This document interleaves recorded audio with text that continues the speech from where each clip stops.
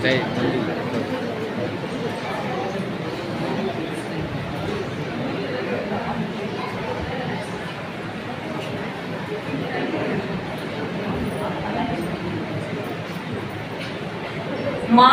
மரியாளும் கப்ரியேல் தூதரும் குறுநாடகம். அன்று கப்ரியேல் தூதர் அன்னை மரியாவுக்கு மங்கள வார்த்தை கூறி இறை திட்டத்தை அறிவித்ததும் அன்னை மரியாள் ஆம் என்று பணிந்து இயேசுவை தம் கருவில் சுமந்தார். இன்றைய மாடன் மரியாக்கள் எப்படி இருக்கிறார்கள்? இறை திட்டத்தை ஏற்றுக்கொள்கிறார்களா?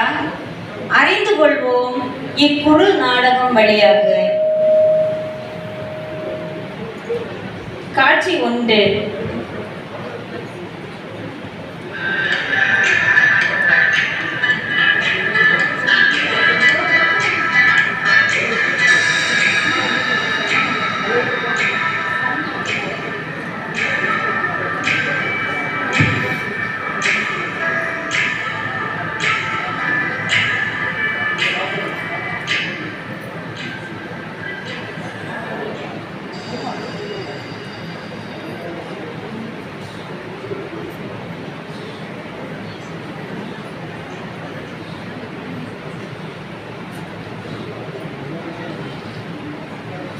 பார்த்தீங்களா, நான் சரியாக செய்யலை அப்படின்றது மாதிரி தான் இப்போ ஃபஸ்ட் ஐடியா வரல எங்களுக்கு. அதுதான்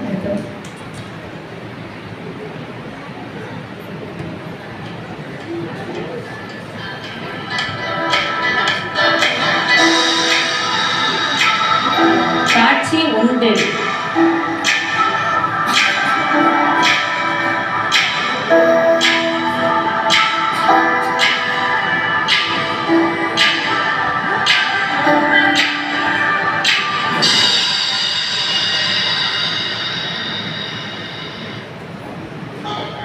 ஏசப்பா, எப்படியோ ஒரு வழியா என் பிள்ளையோட நிச்சயதார்த்தம் முடிஞ்சிடுச்சு. அடுத்து என்ன, கல்யாணம் தான். அதுவும் இயேசுவே நல்லபடியா நடக்கணும். நல்லபடியா நடந்தா வேளாங்கண்ணில போய் மொட்டை போடுறேன் ஏசப்பா. ஜபா ஜபா முதல்ல எல்லாம் அப்பான்னு கூப்பிட்டுட்டு ஓடி வருவா. இப்ப என்னடான்னா கூப்பிட்டா கூட வர மாட்டேங்கிறா. நிச்சயதார்த்தம் எல்லாம் ஜபமாலையும் கையுமாறிட்டான். இப்ப என்னன்னா மொபைலும் கையுமாறிட்டான். என்ன பண்றது?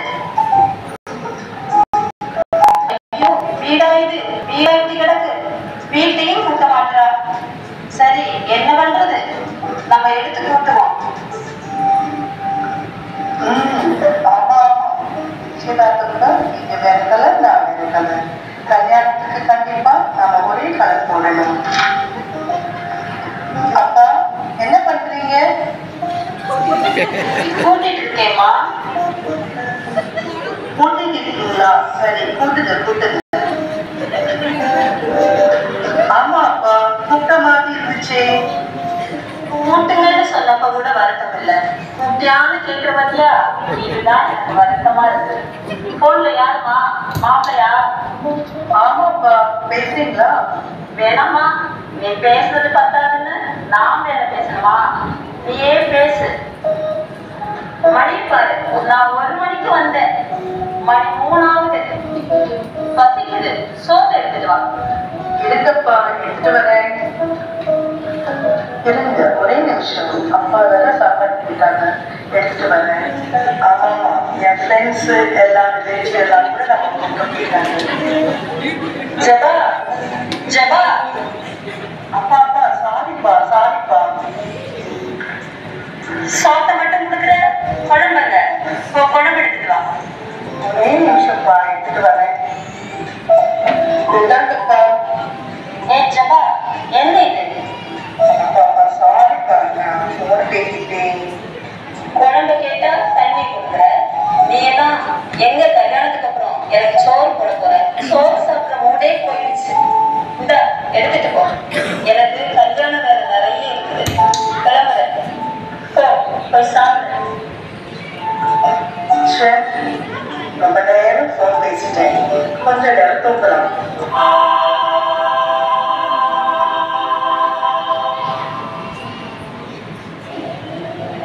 இறையருள் பெற்றவளே ஜெபா. என்ன இப்படிக்கான சத்தம் கேட்குது வீட்டுல? யோ, யார் யார் நீ? எங்கிருந்து வந்த? கதவை பூட்டிட்டு தானே வந்த. ஒருவேளை நம்ம நகை திருட வந்த திருடனா இருப்பானோ? யாருப்பா நீ? நான் ஒரு ஏஞ்சல். ஓ, உங்க பேரு ஏஞ்சலா? என் பேர் ஏஞ்சல் கிடையாது, நான் கப்ரியேல் தூதன். கப்ரியேல் தூதனா? ஓ, இப்பதான் நான் ஆண்டவர்கிட்ட ப்ரேயர் பண்ணிட்டு இருந்தேன். கல்யாணத்துக்கு நிறைய காசு தேவைப்படுது, உதவி செய்யுங்க. ஆண்டவர் உங்ககிட்ட பணத்தை கொடுத்து அனுப்பினாரா? ஆண்டவர் உன் மேல ஒரு பெரிய திட்டத்தை வைத்திருக்கின்றார், அதனால் தான் நான் என்னை அனுப்பியிருக்கிறார். என்னை குறிச்சு பெரிய திட்டமா? என்ன திட்டம் அது? அன்னை மரியாதை போல இறை திட்டத்திற்கு கீழ்ப்படிந்து இறைப்பணி செய்ய வேண்டும். கோயிலுக்கு வராத இளைஞர்கள், போதைப் பொருளுக்கு அடிமையானவர்கள், படித்துவிட்டு வேலைக்கு போகாமல் சோம்பேறியாக இருப்பவர்கள், இது போன்றவர்களை சந்தித்து நற்செய்தியை அவர்களுக்கு அறிவிக்க வேண்டும். ஏங்க, 6 மாசத்துக்கு முன்னாடி வந்திருந்தா நான் ஜெபமாலையும் கையுமா இருந்தேன். இப்பதான் நான் நல்லா ப்ரேயர் பண்ணி கல்யாணம் நிச்சயமாயிடுச்சு. நான் எவ்வளவு கனவோட இருக்க தெரியுமா?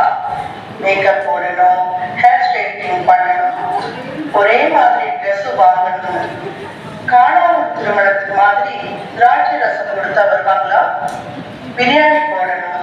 இதுக்கே எவ்வளவு செலவாகும் தெரியுமா?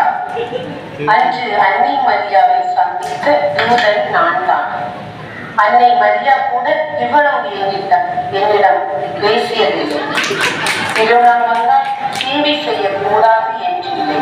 நற்செய்தி அறிவிக்க நாள், நேரம், காலம் தேவையில்லை, அன்பு ஒன்றே போதுமானது. சரி தூதரே, நான் ப்ரேயர் பண்ணிட்டு சொல்றேன்.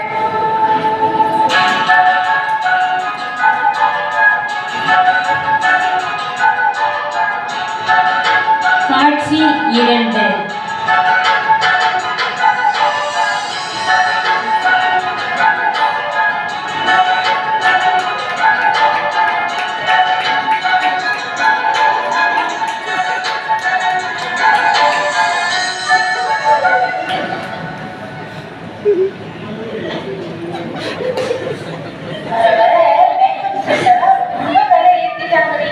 இதுவே 60,000 வந்துருச்சு.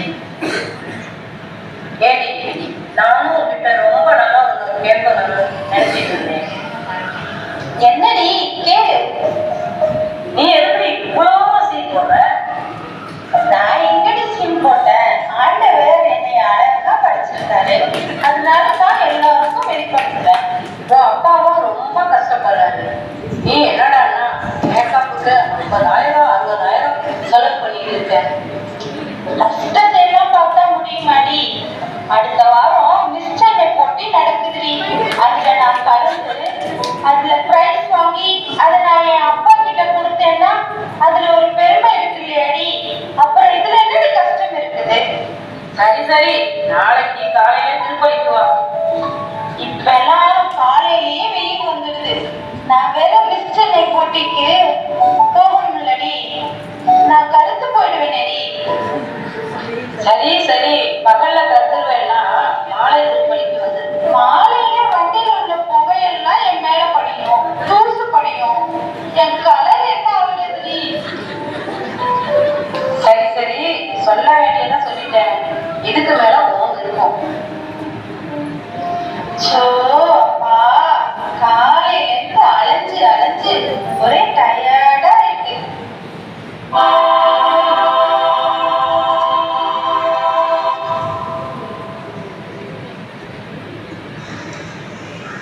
இறையருள் பெற்றவளே செலீனா. யாரு யாரு நீங்க? என்ன விட இவ்வளவு அழகா இருக்கீங்களே. மிஸ் சென்னை போட்டியில கலந்துக்கிட்டீங்கன்னா நீங்க தான் முதல் பரிசு வாங்கி இருப்பீங்க. ஆமா, எதுக்காக என்ன பார்க்க வந்திருக்கீங்க? ஆண்டவர் உண்மையில் ஒரு பெரிய திட்டத்தை வைத்துள்ளார். திட்டமா? ஓ, ஒருவேளை மிஸ் சென்னை வேண்டு மிஸ் வேண்டாம் அன்னை மரியாவை போன்று நற்செய்தியை அறிவிக்க வேண்டும். இவ்வுலக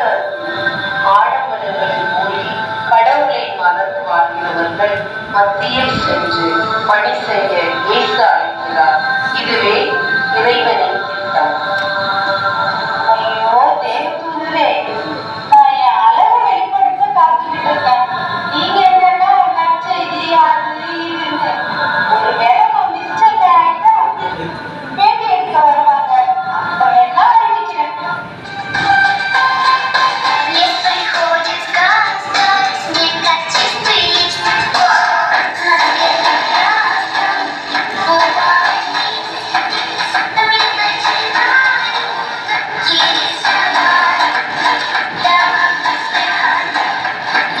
காட்சி 3. டென்ஷன். இந்த பக்கத்து வீட்டுக்காரங்களால எனக்கு டென்ஷனாவே இருக்கு. காலையில இருந்து டென்ஷன் படுத்திட்டு இருக்காங்க. இந்த பக்கத்து வீட்டுக்காரி என்னன்னாக்க 3 மாடி வீடு கட்டிட்டாலாமா. அந்த பக்கத்து வீட்டுக்காரி எதுதான் புது கார் வாங்கி வந்துட்டாலாம். சும்மா சொல்லி பெருங்க போயிட்டுறாங்க. ஷாம்பு வாங்க கார்ல போறா, பால் வாங்க கார்ல போறா. இந்த கார் தொல்லை தாங்கல. இயேசுவே, இவங்க மத்தியில எப்படியாவது என்னை பணக்காரியா மாத்துங்க இல்லப்பா.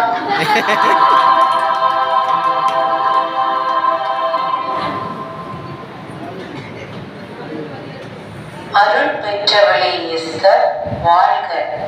அருள் பெற்றவளா? நானா? இதோ இந்த பக்கத்து வீட்டுக்காரிகளை போய் சொல்லி இருந்தா கூட பரவாயில்ல.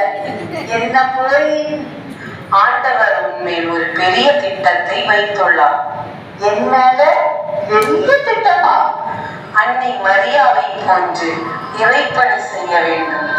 ஏழைகள், கைவிடப்பட்டவர்கள், அனாதைகள், நோயாளிகள் போன்றவர்களை சந்தித்து வாழ்வளிக்கும் நற்செய்தியை அவர்களுக்கு பறைசாற்ற வேண்டும். இதுவா கடவுள் திட்டம்? வாடகை வீட்டுல இருக்கேன் நானே. இனி இதான் வீடு கட்டணும், கார் வாங்கணும், உதவி. நானே ஏழையா இருக்கேன். என்னால எப்படி நற்செய்திகள் செய்ய முடியும் சொல்லுங்க? இறைப்பணி செய்ய ஏழை, பணக்காரர், உயர்ந்தவர், தாழ்ந்தவர் என்ற சமூக அந்தஸ்து தேவையில்லை. உதவி செய்யவும் ஜெபிக்கவும் நல்ல மனம் இருந்தால் போதுமானது. தேவதூதரை, நானே என் குடும்பம் நல்ல நிலைக்கு வரணும்னு ஆசையில நிறைய சம்பாதிக்கணும்னு ஓடிட்டு இருக்கேன். நீங்க வேற ஆளை போய் பாருங்க.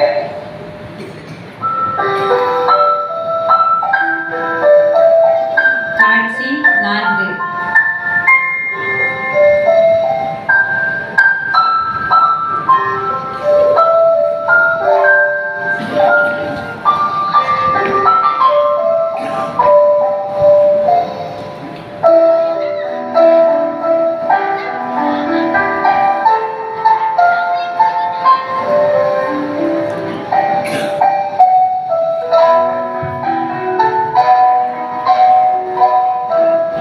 அன்பு இயேசுவே, இந்த உலகத்தில் எத்தனையோ பேர் உமக்காக உயிர் கொடுத்திருக்கிறார்கள், வாழ்க்கையை தியாகம் செய்திருக்கிறார்கள்.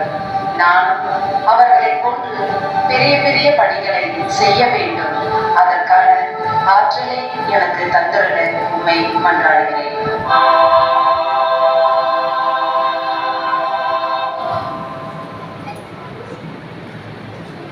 இறையருள் பெற்றவளே எலிசபெத் வாழ்க. நீங்க அன்னை மரியாவை சந்தித்த கபிரியேல் தூதரா? ஆமா. நான் ஜெபித்ததினால் வந்திருக்கிறீங்களா? ஆமா. ஆண்டவர் ஒரு பெரிய திட்டத்தை வைத்துள்ளார். எப்படி அன்னை மரியா ஆண்டவருக்கு கீழ்ப்படிந்து இயேசுவை கற்காங்கினார்கள், அதுபோன்று நீயும் இறை வார்த்தையை சுமந்து சென்று அனைத்து குடும்பங்களுக்கும் நற்செய்தி அறிவிக்க வேண்டும். குடும்பமாய் ஜெபிக்க கற்றுத்தர வேண்டும். விசுவாசம், நம்பிக்கை, தெய்வ பயத்தை ஊட்ட வேண்டும். இதுவே கடவுளின் திட்டம். இப்பதான் நான் இயேசுவிடம் ஜெபித்துக் கொண்டிருந்தேன். கடவுளே, வாழ்வில் எனக்கென்று என்ன திட்டம் வச்சிருக்கீங்கன்னு கடவுளும் தூதர் வழியாக என்னோடு பேசியிருக்கிறார். நான் முதலில் என் பங்கில் உள்ள குடும்பங்களை சந்தித்து நற்செய்தி பணியை செய்வேன். நன்றி. இயேசுவுக்கே புகழ். மரியே வாழ்க.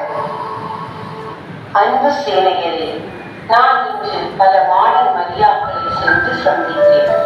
அவர்களில் எத்தனை பேர் இறைப்பணி செய்ய முன்வந்தார்கள்? ஒரு சிலர் தான். திருமணம், பணம் சம்பாதிக்க வேண்டும், லட்சியத்தை அடைய வேண்டும் என்று உலக காரியங்களில் மூழ்கியிருக்கின்றார்கள். கடவுள் நம் ஒவ்வொருவர் மீதும் ஒரு இறை திட்டத்தை வைத்திருக்கின்றார்.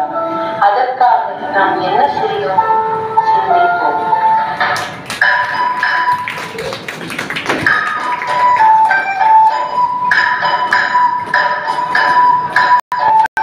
அன்னை மரியாளிடம் இருந்த தாழ்ச்சி அப்படிங்கிற இந்த புண்ணியம் அவர்களை மிக வழி நடத்தியது.